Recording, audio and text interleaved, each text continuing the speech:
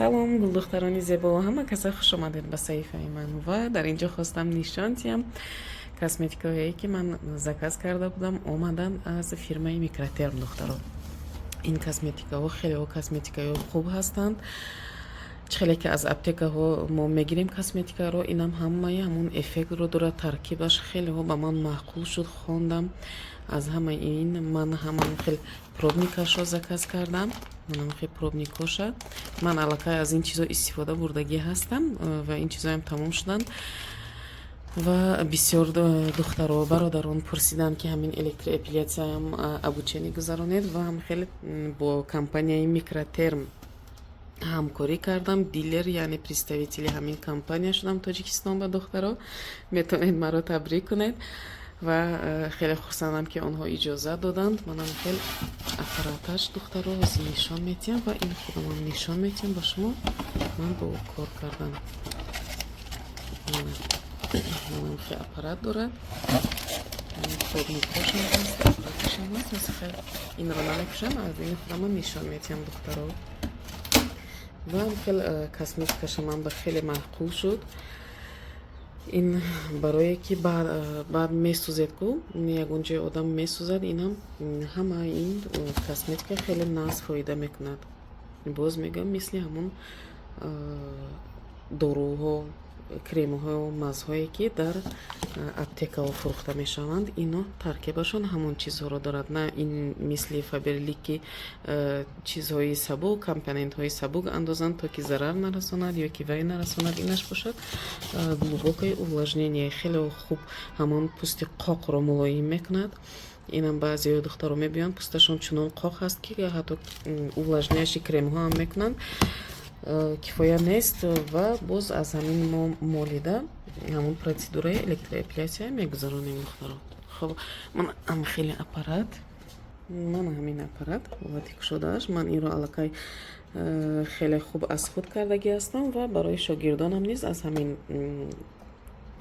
ҳамин чизро тавсия медиҳам ки ҳаминро истифода барам. Ва пудраҳои ман тамом шуда буд. Ман ҳамин пудраро ман гирифтам, тавсия доданд ки хеле хуб аст. Бале истифода бурдам, дар ягон рӯ аллергия надод, хеле хуб будааст. Ман хел пантеноли аптечни мешакидам вайба духтароба бо хлоргексидин ҳамин чизо тоза мекардам ва хеле шод шудам ки ҳамаи ин доруҳои ман барои корам омаданд духтаро. Ва кадоме хоҳиш дошта бошед, марҳамат, хоҳед ки электроэпилясияро ёд гиред, ин як хеле ҳунари хуб ҳаст, хеле ҳунари ҳалол ҳаст духтаро. На мисли қошчинӣ ё ки мисли дигар процедураҳое ки дар кошонаҳои ҳусн мегузаронанд, ин ҳамаш ҳалол ҳаст духтаро. Хоб кадоме хоҳад, касе хоҳад, манам хел пешакӣ нависед ба ман, дарс обучение ёд метиҳам ба шумо. хоб инҷо бошад, боз ман як духтара интизорам. баъди дигар клиентҳо ина аллакай дуюм бор шуд, 2 саат шуд ман стресоват кардам. дуюми май ҳавои биланд хел тира чангдор ҳам хеле ин сеткаи тиреза шамол шуд ки галтид шикаст. инҷо шикаст. хеле инам ҳамин москитни сеткаам бисёр чизи нағз чангу ғуборам чӣ мегардонад. ҳаминач хеле беруни чанг ғубор ҳаво сахти батира. домои тараф метофтанд, кӯҳо метофтанд, оз наметаванд. намедонем шаб чӣ раъду барқу чӣ борон мешавад. ҳавои душанбе уже не майская погода шуд. шикаст зина мечаспад, хеле шикаст.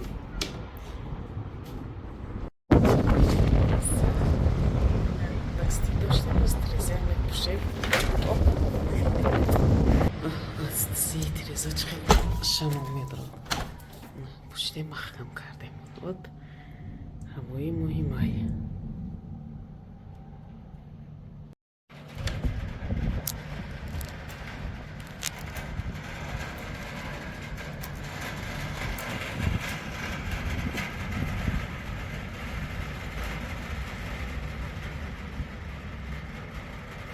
خب اپا جون چند بار کردیم الکتریپلیاسیا؟ یک بار. یک بار در یکون رزولتات دیدین؟ چه خیل؟ تنکشی داین یخلش نبر اومد در یک بار. با یک بار روزه رزولتات دیدین ماشاءالله. انشالله من همیم بگیریم. ایناش نبر اومدگی بودن.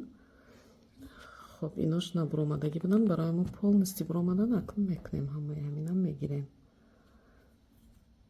من ایناش هم خیلی از تاکی پوست زده بر اومدن هزی ایناش هم الکتریپلیاسیا کتی هم ماشه گرفته تو زمین. خب دخترها از همین رزولتات الکتریپلیاسیا که من میکنم یک بانو خیلی رزولتات خوب دیدن و حاضر آمدن باور کنید 5 ساعت کتی همون کسب کار کردیم. بعد یک نفر دیگر یک دخترک دیگر بعدی درس بود استودنت که وای زنگ زد گفت اپا جان من میرم. گفتم تمام بس من مونده شدم. گفتم من این دونو رو جواب دادم حاضر توزه میکنم باز این دخترک رو میگیرم پای هایش رو میکنم این بونو باشن. این زنه که حاضر من جواب دادم برای رویشون آمده بودن باور کنید بیزه بیبت شدگی روی بعضی ارگانیزم اگر با رشته با پینسل گیری بدتر شدن میگیرد هر بار. برای همین دخترها احتیاط کنید وقتی که با پینسل با رشته میچینید همون موی رو از من یک کارتینکا رو نشان میتیم شما با.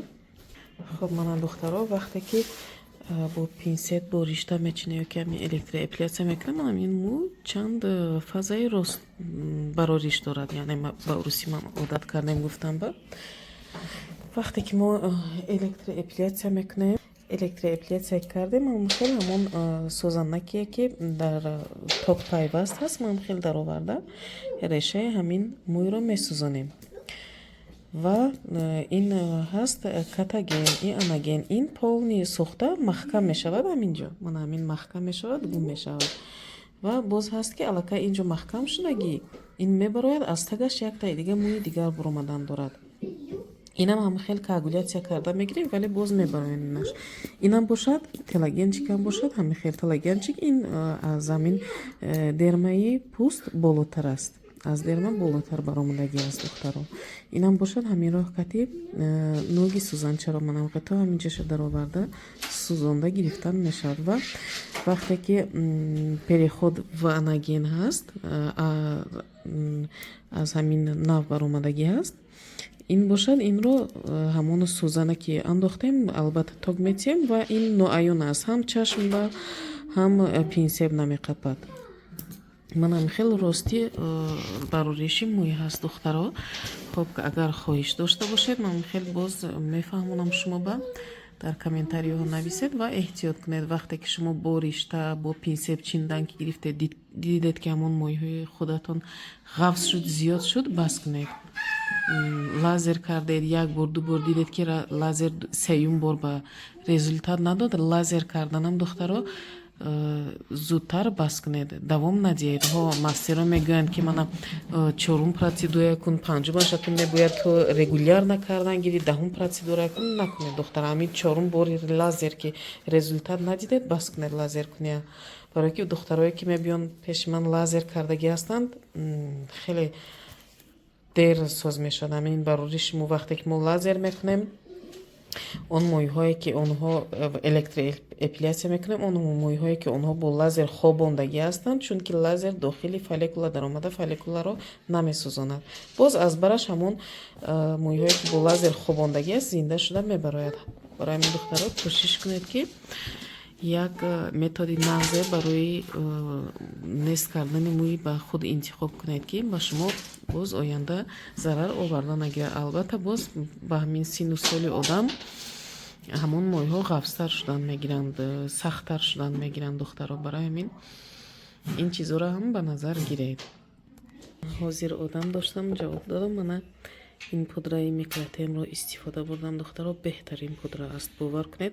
همون وقتی که من الکتریپلیاسیا کردم میگیرم در دوامی هوای جایی که کردم اترابودکا کردم از همین پودرم مولیدم دخترها بهترین پودر است. ина майски погода мегӯям. Баъди раъду барқи имрӯза аллакай ҳаво тозаи хушро, офтоб баромад. Намегӯяд ки ҳамин рӯз чӣ хел чангу ғубор буд. хуб духтаро, ҳама каса дар паноҳи Аллоҳ бошед. ҳатман дар канал обуна шавед ва саволҳои худро ба ман диҳед. кӯшиш мекунам ки ба ҳар як саволҳои шумо зудтар ҷавоб диҳам духтаро.